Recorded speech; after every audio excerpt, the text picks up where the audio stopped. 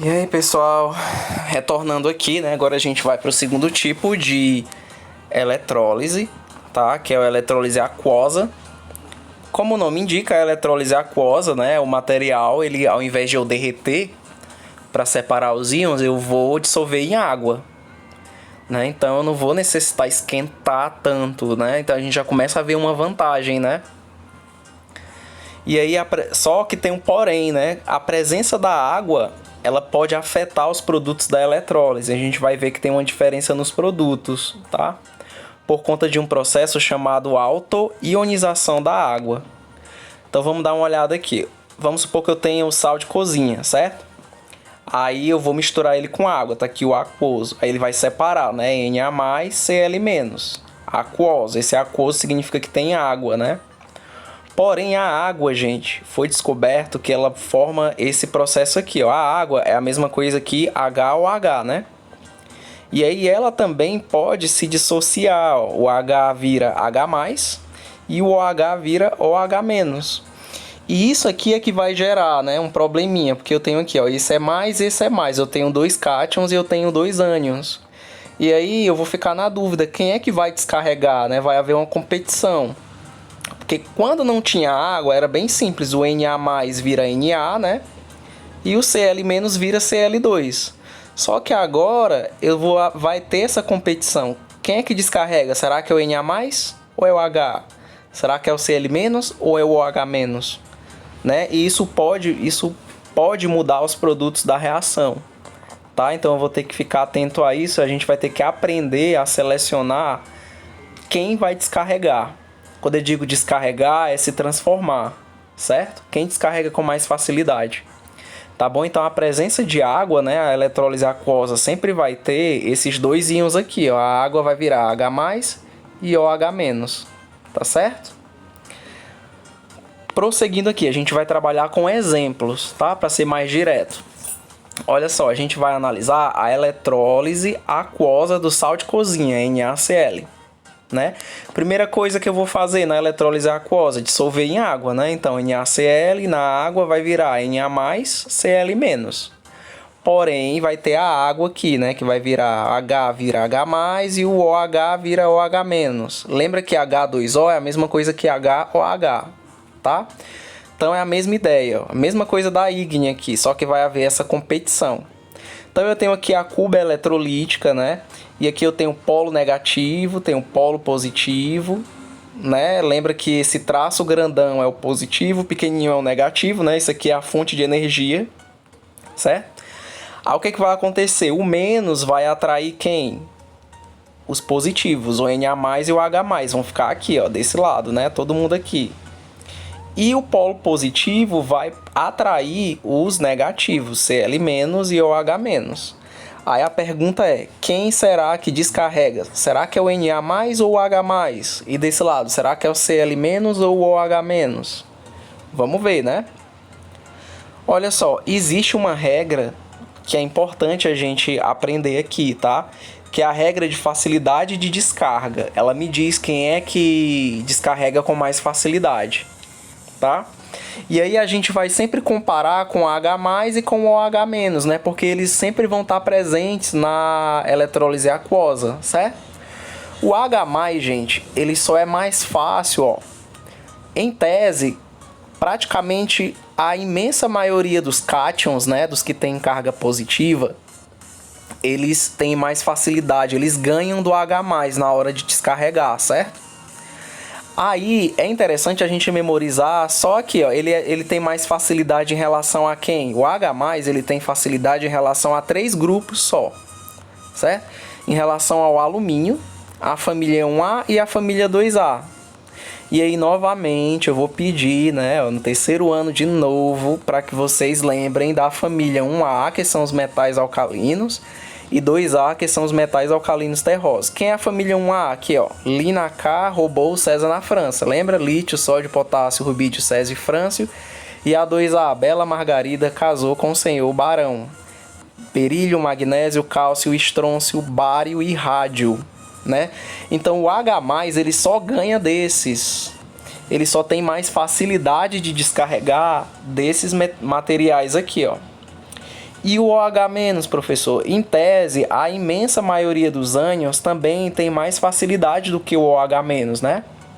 Porém, ele só ganha, ele só descarrega mesmo se for contra quem? Contra ânions oxigenados e o flúor. Professor, o que é um ânion oxigenado? O ânion tem carga menos, né? Oxigenado é porque tem oxigênio. Por exemplo, SO4 2-, isso é um ânion oxigenado. Agora, se fosse Cl-, Cl- é um ânion oxigenado? Não, porque ele não tem oxigênio, certo? Então, o OH-, ele só vence quem? Ânions oxigenados e o flúor, né? O F-.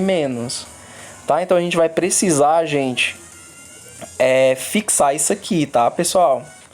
Que ele é muito importante na hora da resolução, certo? Então, vamos voltar à nossa pergunta, né?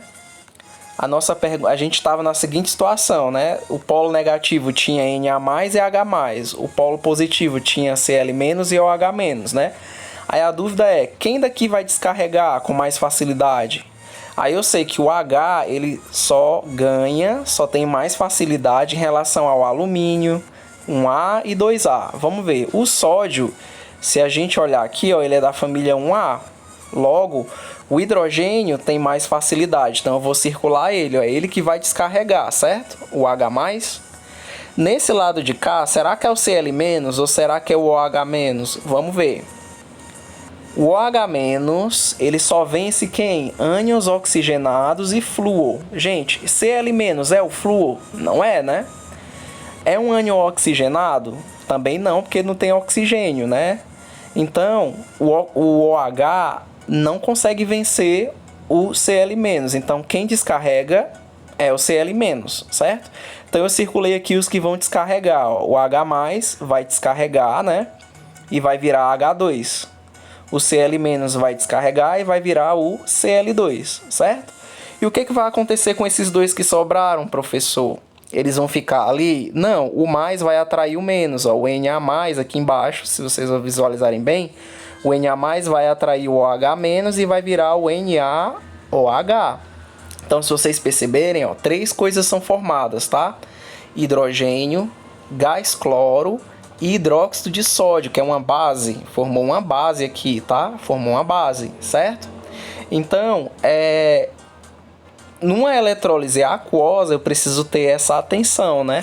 Saber quem ganha nas competições, certo? Saber quem é que ganha, tá? Aí a gente precisa treinar essa regrazinha aqui pra gente poder fixar, tá? Então, se eu fizer uma eletrólise aquosa do sal de cozinha, os produtos são diferentes da eletrólise ígnea. Na eletrólise ígnea, a gente até consegue só olhar aqui, ó. Como não tem água, não vai ter H+, nem OH-, né? Então, na eletrólise ígnea vai ser só sódio, o Na vai virar o sódio metálico, lembra? E o Cl vira Cl2, então forma sódio metálico e Cl2. Já na aquosa temos esses 3 produtos, ó, H2, Cl2 e NaOH. Tá bom? Vamos treinar mais um pouquinho aqui, né, pra gente ver melhor. Ó, aqui eu tenho uma comparação, né? Ó, eu tenho aqui, ó, a eletrólise ígnea, não tem água, né?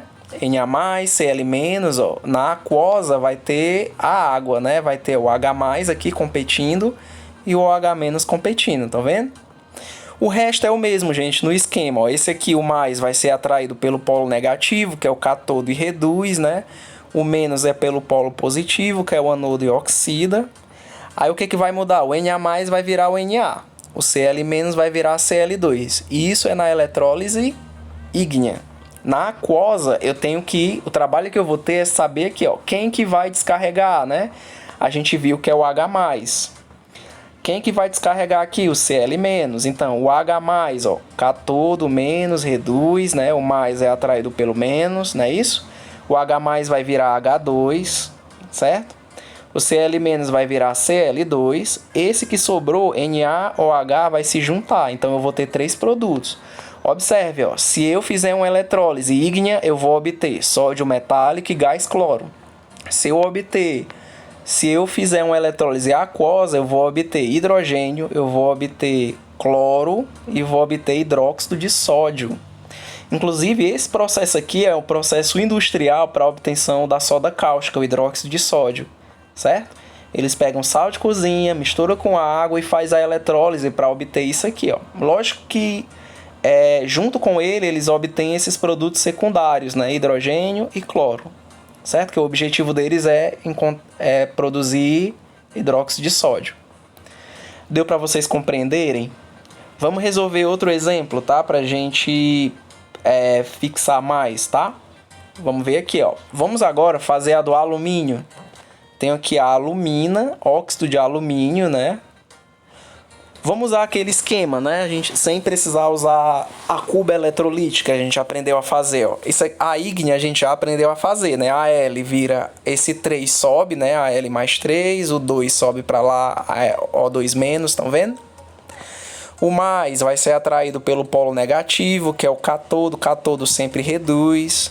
O menos vai ser atraído pelo polo positivo, o anodo oxida. Você vê, ó, isso aqui é igual para tudo, ó. Tanto ígnea quanto aquosa, né? Aí o Al vai virar alumínio, o O vai virar O2, certo?